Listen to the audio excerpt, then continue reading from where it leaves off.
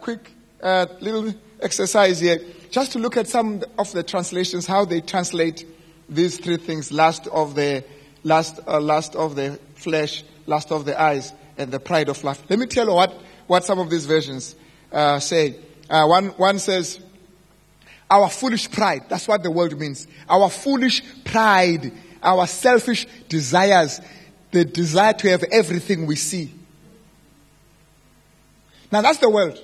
And none of you fall under that. It's for those who didn't make it here. So the desire to have everything we see. Not just everything we see, but everything we see being attractive. There's a desire to have. You may not have it, but there's a desire.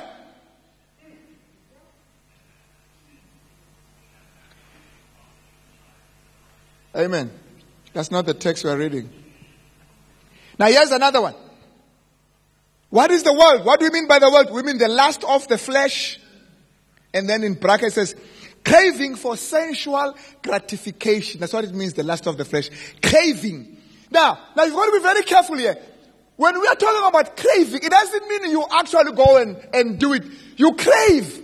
Now the doing is another story, but craving, that's loving the world. Now, you see, the Bible is not saying, don't do the things of the world. It says, don't love. In other words, you could be loving and not doing it, just loving. It's called window shopping. Window shopping seed. You go around and you window shop seed and say, ooh. And then you go and say, ooh. And then you go home and say, ah. You did not do anything. You just window shopped. You loved. And the Bible is addressing Christians who know that I'm not supposed to do this, but they cannot help but love. And God says, don't love. He doesn't say don't do because you can on your own without God not do. You can sit here and not be smoking dagga, but loving. Now keep checking.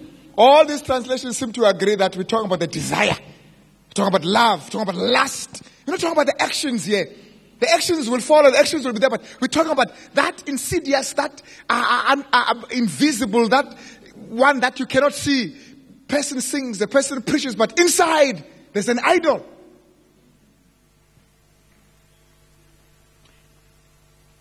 That is the amplified version. It says, craving for sexual gratification. The lust of the eyes, the amplified says, greedy longings of the mind.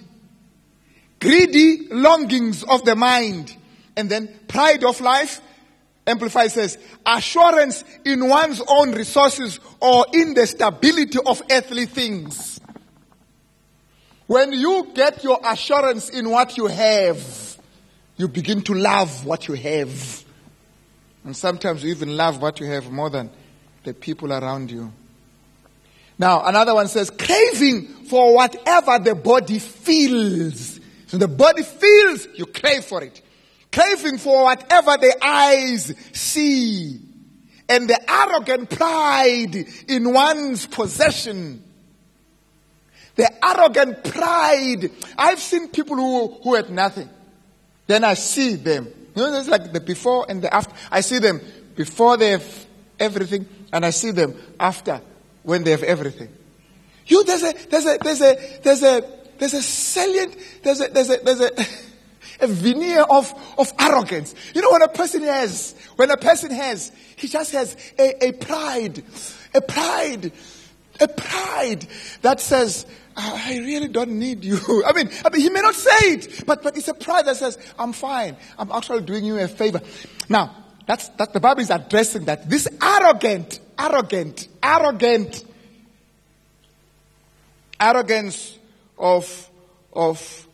of material possession. Arrogant pride in one's possession. That's Lexham English Bible. And then the other one says, physical gratification. Greed. And listen to the last one. Extravagant lifestyle. Now, extravagant lifestyle could be an indication, a symptom of love of the world.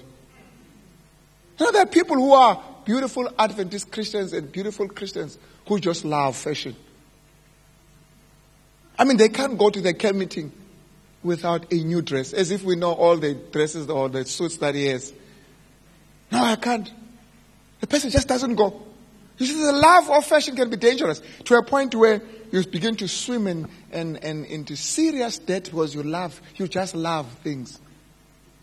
When I'm frustrated, I just go on a spree, I just buy. Instead of praying, you go and pray. All right. Here's the other one. Now you begin to have a crystal understanding of what we mean by love of the world. Can you see that? At the end of the day, you feel like, I think I'm also being addressed here. I thought it was for all those who drink alcohol and smoke dacha. But it goes beyond. Listen to the Message Bible by Eugene Peterson. Love of the world is wanting your own way. Wanting everything for yourself. Wanting to appear important. Now, you are not important. I read a statement. It says, you are not great, so don't be humble, because you are not great. You know, sometimes we get disappointed because we think we are important. Now, let me tell you about myself. Because you think, this one is talking to us. No, I happened to be in one big meeting. Coming from the division, that's big. No, probably coming from the division. So you feel important. The people make you feel important. And you think you are important because of that. So you feel important, you think you are important. You are not important. You will see when you die, things just move on as if there was never you anyway. All right. So I'm in this meeting. And they are giving all the participants in the meeting prizes. Are being given prizes. Do you know who was not given a prize in that meeting? It was me. They forgot to give me. I said, how can they forget me? I'm from the division. There was a voice that says, but how can they forget me? They gave even to the janitors, I think. Even to, everybody got, even the one who was conducting the program got his own present. The one who had invited me, he didn't forget himself. But I'm not. And I say, hey, hi. I didn't get, no, not that I need. I don't need that. I have it. Not like people are going to give you a vase or flowers. No, I have no problem with that. They're going to give you Desire of Ages. I've got many Desire of Ages at home. No, it's not the present. It's the recognition. And you feel wounded because you want to recognize, because you think you're important. That's arrogance. You are not. You think you are important. You are not. And when you realize that, you will never be hurt. When people gossip about you, you say, gossip about me, who am I? You just go. But when you think you are big, then you start getting hurt. How can they say about me?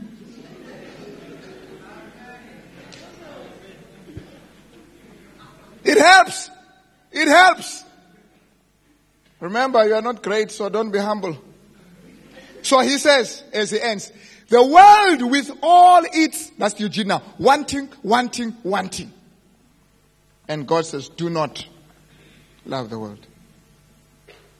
Do you think this affects you? And as you have seen, the force of the command is not so much on the things we love, but on the fact that we love them. Not on the things we love, but on the fact that we love those things. Not on fashion, but on the fact that we love fashion. Not on the extravagant lifestyle, on the fact that we love that. Not on the beautiful, expensive cars, but that we love that. That's the problem. So even if you don't have it, so I've sold all my cars because I'm trying to follow 1 John 2 verse 15. But they're in your heart. So the issue was not the cars. It was your heart that loves the cars. What have you done with the heart?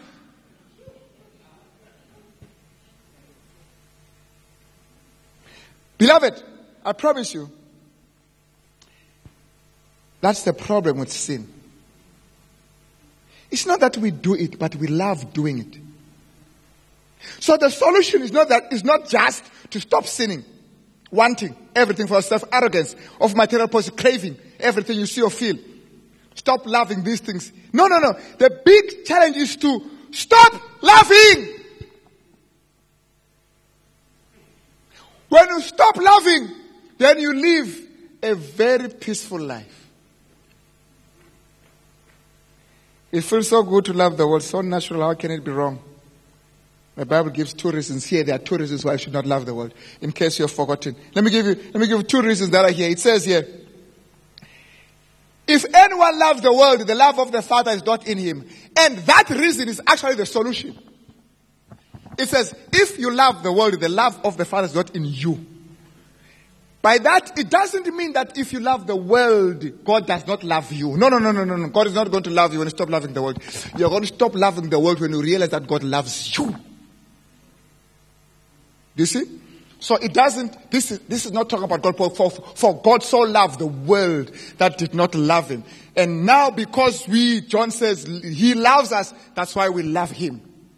So for God, he's always the one who initiates this whole thing called love. We love because he first loved us. So it's not about God, it's about us. So if you love the world, it means, John says, the love of the Father is not in you. Which means you have allowed the love you had for the Father to be crowded out by the love you have for the things. Because you can't love the things that are opposed to God and love the God who's opposed to the things. So if you're going to love the things and continue loving the things, the love that you have for God will begin to reduce and wane. Because you can't love 2 masters. Your love of the world crowds out your love for God.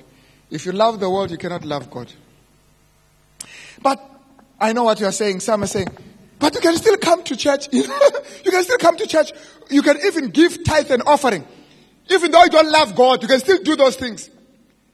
And the question is, do you love doing that? And the Bible is very clear. It says, God does not want us to give grudgingly, which means you can give and not loving to give. And God does not love that. Now you have returned your tithe grudgingly. But you don't love it. God says, I don't love that. So you see, it's all about love. So you can be in the church and do all those things and not loving them. Or someone will say, but Fundis, I know of people who love singing. I'd rather die than not sing. They love singing more than the person they are singing to. They love all the things that are done in the church. They love those things. Now, does that mean therefore God accepts that? Let me tell you what the problem is.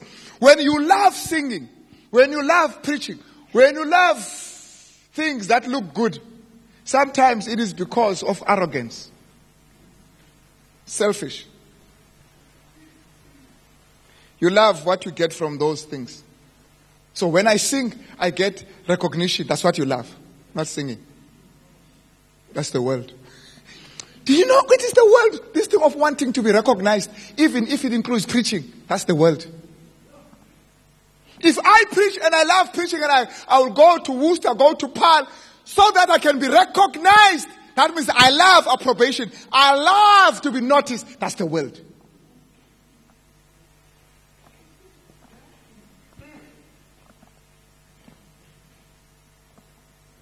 You cannot love God and love the mammon. You can't serve 2 masters.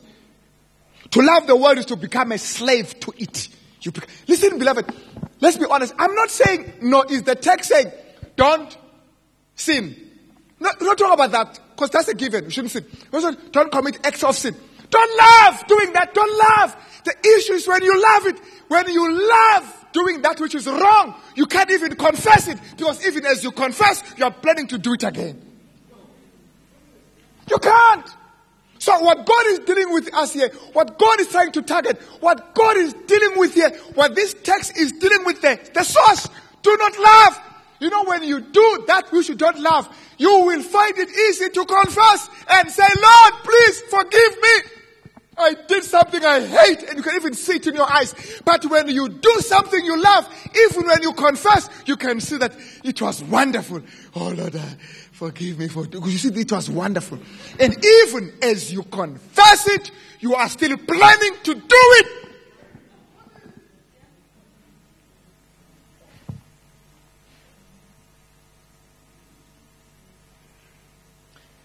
Oh.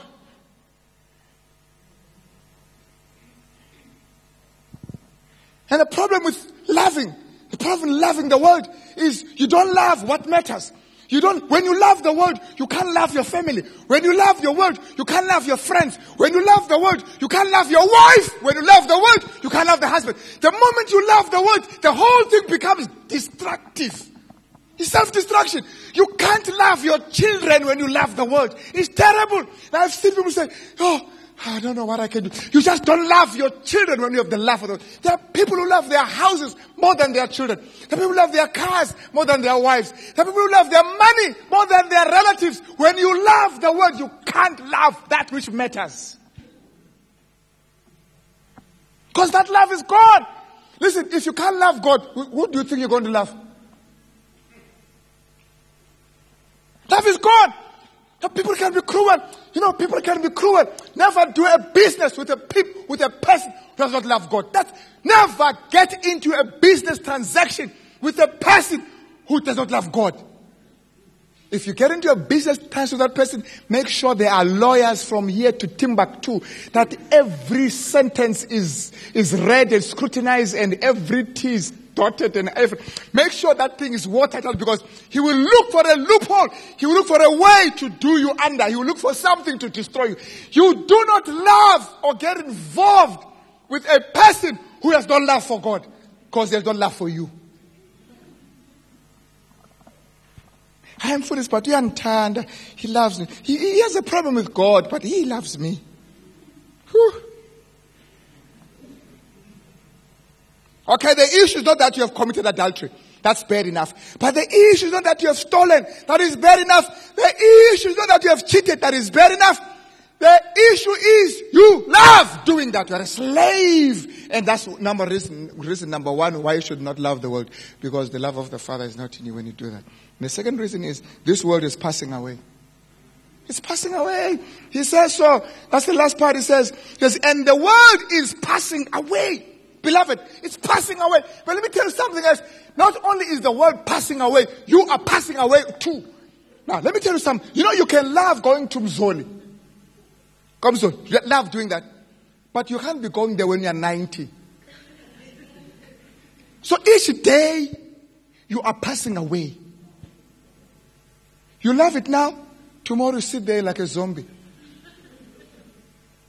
Now, that's you now passing away. But the Bible says the world you love is passing away. Why do you love that which is temporal? It's passing away. Now, you know what we mean by love. Now, God says here, very interesting, but he says, but he who does the will of God abides forever. I thought he was going to say, but he who loves heaven, he who loves God, he who does the will of God abides forever. Interesting construction. The argument is between loving God or loving world. The world is passing away, but he who does the will of God abides forever. Instead of saying the world is passing away, but God will abide forever. No, you will abide forever if you love God. But if you love the world, because the world is going to be bent, it's going to be destroyed. You together with the world will be destroyed. Now those who follow the ways of this world will not abide forever. But those who do God's will. You are loving something that will not last. So you will disappear. I mean, you've got many stories in the Bible. You know the story of Samson. We're not going to waste your time. We don't have time. Samson loved what he saw. He had a problem with his eyes. He would see, then he goes for it. He saw a harlot, he goes for the harlot. I saw a woman in Timnah, go get her for me. Why? Because she pleases me well. And the last thing we heard about him, he was preempted by the Philistines. Also, the same problem was with the Delilah. And the word Delilah means the consumer. And now, we don't blame the consumer. That's what he does. She consumed. But we are asking, what is Samson doing in the house of the consumer? Even when he had seen the indication that the consumer wants to consume him. But he stayed there because he loved. When you get into that thing, you lose your common sense. Now, some of us have been in that situation. Then you come out of it and say, what got into me? You look during that period and say, Ben-Shanya, what was wrong with me? Why did I do that? I mean, your friends say, show me. Say, yeah, because you hate me. So you distance everyone. Yeah, they don't like me. And then now you come to your senses, you look back and say, Chomi, but why didn't you tell me what I told you? But why did I do that? You know, when you love the world, you lose your mind. The world takes your mind. You can't reason. Now, I've heard parents say, and we say that, I'm a parent also. What were you thinking? The thing is, he was not thinking. He was not thinking. You don't think in this world. You just love and do and follow. What was Samson thinking? He never thought. He wasn't thinking. Even when the woman says, show me where your strength is. he lies. Then the woman, then he discovers, oh, he wants to kill me. But he got in, instead of leaving the place, he stays there. Slave. Until he told her, the lady had to say, you don't want me, I'm paraphrasing, you don't want me to kill you. And yet you say you love me. If you love me, allow me to kill you. That's what it amounted to. And then Samson says, go ahead, kill me. I'll show that I love you. Kill me, go ahead. I read there in the Sunday Times some time ago, and the woman says, I love my taxi driver, even though he's HIV positive. Even if I die, I love him. That's crazy. And Samson, you know what they did with him when they got hold of him? They removed the eyes. That's the first thing they did. These eyes, you have to take these things. Because you keep seeing and you do. Let's take them away. Even the lustful eyes do not last. So you go every day, you go there. One day you'll be paralyzed. You won't be able to go. Because even the legs that take you to sin do not last. The hands that make you sin do not last. The brain that makes you think about sin does not last. The body that does sin does not last. So even the things you have that you commit sin with do not last.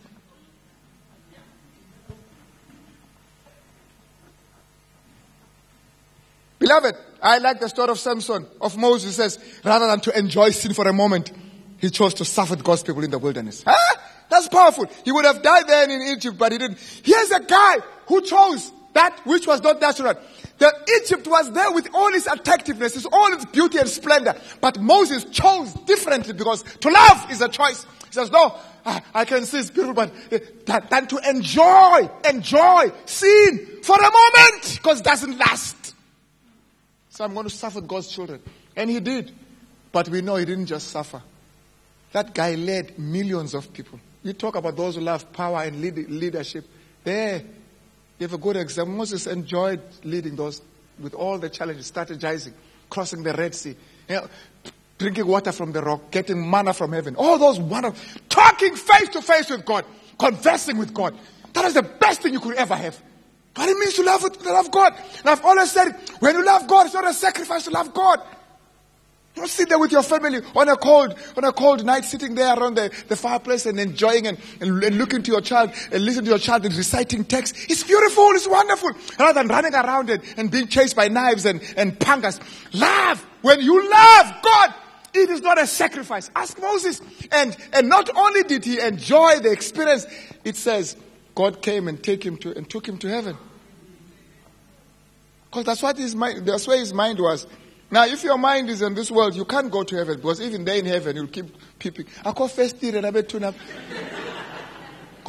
heart is still in that world that you left.